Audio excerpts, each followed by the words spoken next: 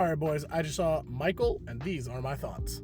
Now, let's address the elephant in the room right now. This is not a 40%, and it's not a 97%, but this is a decent movie where it's somewhere in the middle of these two. And I just want to start with, as an actual music movie, the love and feel for every ounce of actual music on display, whether it's the Jackson 5 or the Michael Jackson solo stuff himself, is done exceptionally.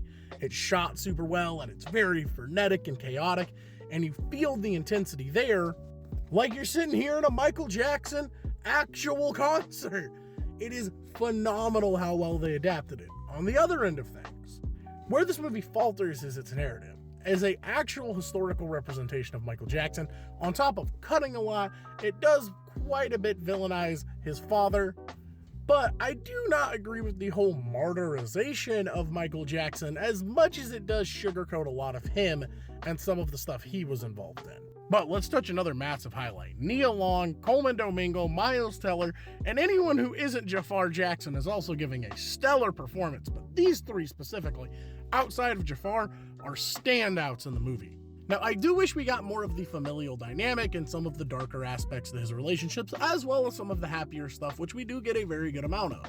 And my absolute favorite parts of the movie are him producing the music, and the actual process of creating it was so engaging, and I was constantly interested the entire time it was going on. But I am very disappointed to see not touching on the darker aspects of Michael, especially with Antonio Fuqua at the helm, especially considering his skill with telling a darker story.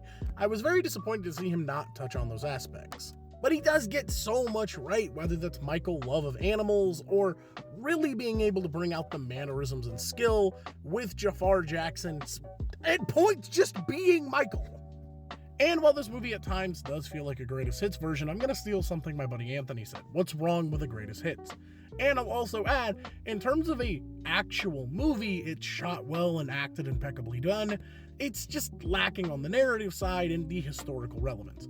But if you haven't seen Michael and you want to experience what it's like to go to a Michael Jackson concert, go check this movie out and have a great one, guys.